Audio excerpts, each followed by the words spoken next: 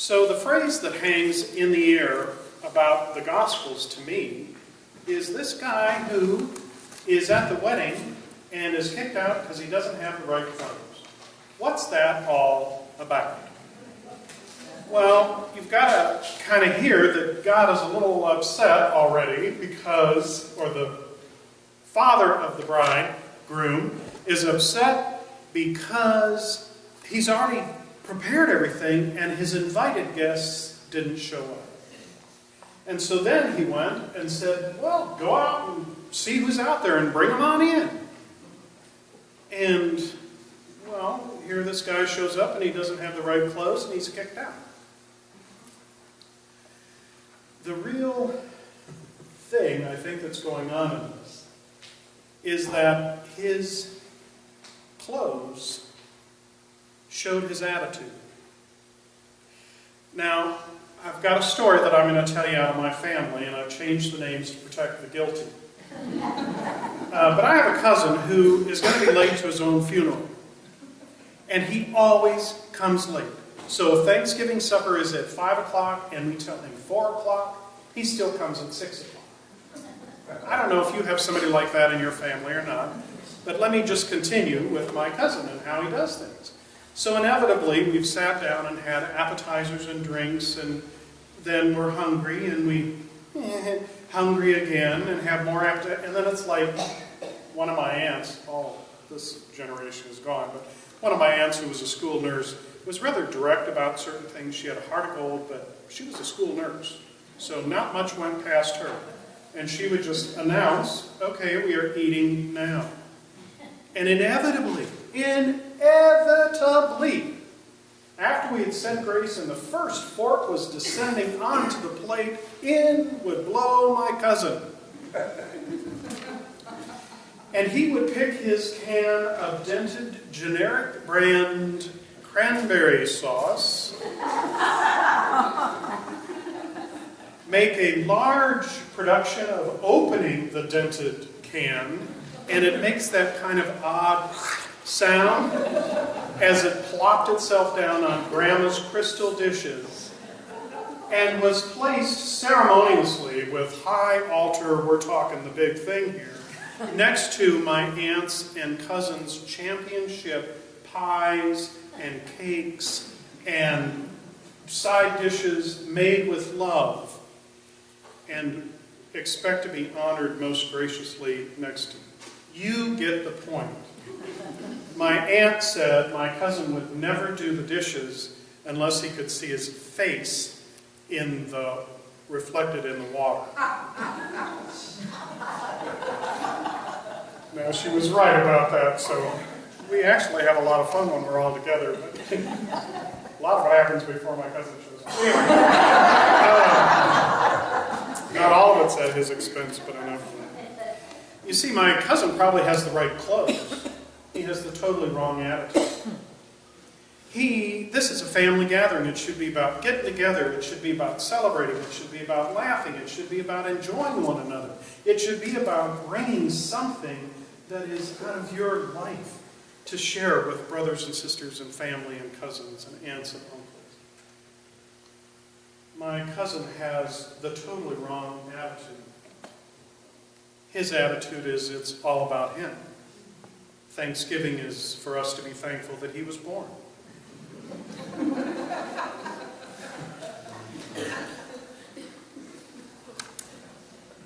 It's all about him. So he's much like the guy that shows up at the wedding feast.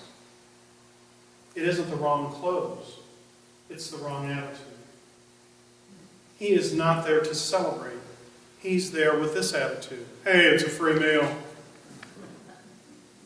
And those folks aren't welcome either. That's the point of the gospel. We have to look into our hearts to make sure that when we receive and hear the invitation, we are ready to be about the invitation, to celebrate, to be alive. When I was going over my sermon with Bob earlier, he said, ask them what they think Christian idols are. And I said, Bob, not on my second week. So last time we talked a little bit about idols, and we hear idols today. We talked last week about believing in God, not believing in religion. And the early Israelites show us what it means to believe in religion and not God. So Moses has gone up to the mountain. And Aaron, who is going to be the chief priest, who should have known better but didn't know how to deal with all these grumbling folks. And so he did what the neighbors did in the next country over, the next religion next door.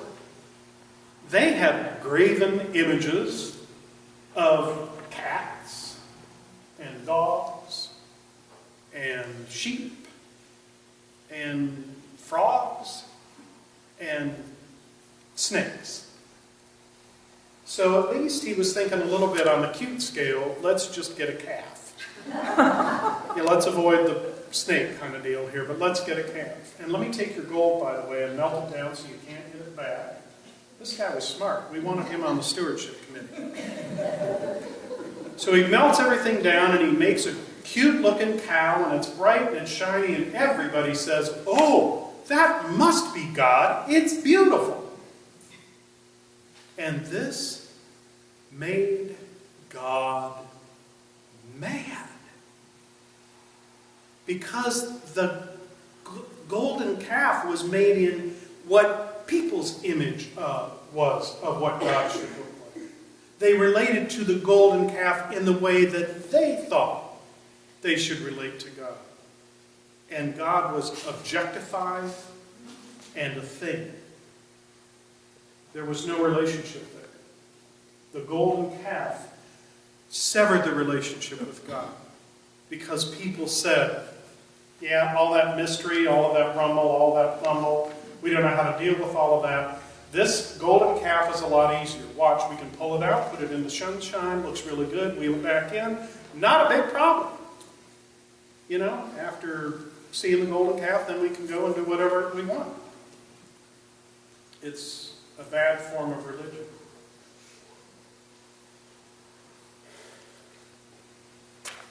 So here's an idol that I think we have problems with. So what's an idol? My cousin suffers from the idol of vanity.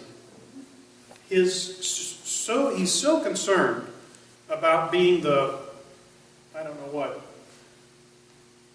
nicest, handsomest, most whatever person in the room that he forgets the rest of it. When we say we believe in God, we trust in God, we love God. An idol keeps us from those things. So let's put this in. My cousin, does he believe in vanity? Yeah. Does he trust in vanity? Not really. Does he love vanity? Not really. What is vanity going to get him in life? Nothing. He might think it gets him something, but the truth of it is, it gets him nothing. We have to agree that an idol is something that blocks us from our loving God. We love God. We believe in God. We trust in God. So if that's our kind of sentence that we use to prove what is God and what isn't, then let's put it this way. Sin. I think sin is an idol. I'm not saying it doesn't exist, because all you have to do is read the newspaper and find out that there it is in block letters. I'm saying that I don't believe in sin like I believe in God. I don't trust sin. There's nothing in sin to be trustable. And I don't love sin. But there are times in my life that I believe that my sin is greater than God's forgiveness or God's love. And that's a problem. I have just made a golden calf and called it sin. Part of the Israelites had to learn. They had to learn. This is part of the Old Testament. They had to learn a new way of relating to God. And they were used to relating to God as a thing. Ooh, this is the Book of Common Prayer, so we're going to call this. Ooh, this is the best thing ever. Let's call this God. Okay, let's call it God. Okay, God. Okay, good. Everybody happy? Okay, now we want to go murder and have mayhem and gamble. Let's put God away because we don't want God to see that. God is a thing. What God is telling the Israelites, what God said to them is, this is a relationship. I am with you. I am the source of all life, all holiness, all love. I am with you. Don't put anything between us. Don't have idols. You don't need them. I am here. I love you. We create sin. We don't create sin. We use sin as an idol when we want to focus on us instead of focusing on God. The Israelites had to learn to see themselves as God saw them, not to see that they are the most important thing. God was in relationship with them. They had to learn to see themselves as God saw them. When we look only at our sin, we only see ourselves as we see ourselves. And it blocks us from understanding and seeing how things really are. That God loves us. That's why sin can become an idol. Now, I didn't throw it away. I'm just telling you that I don't believe in sin. I don't trust sin. I don't love sin. I do believe in God.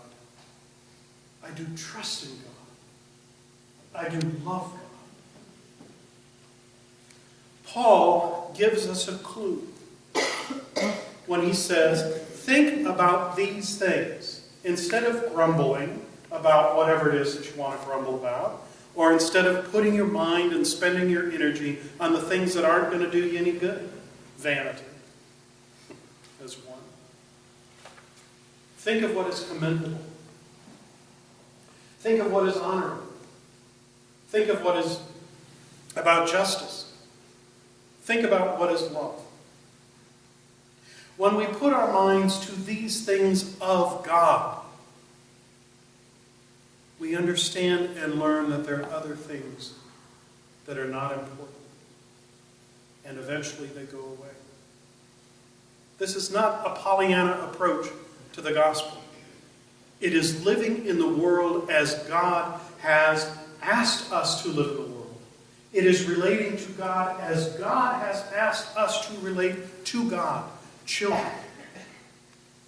It is setting our minds and hearts on the things of God and letting the rest of it slide away. When we plant our gardens, we plant our tomatoes, and weeds spring up. We pluck the weeds out of the garden to give the tomatoes room to grow. Our focus is not on the weeds. It's on the tomatoes. Our focus is not on sin. It is on the love of God. We do not need idols to figure out how to relate to God. We need God. I trust in God. I believe in God. I love God. That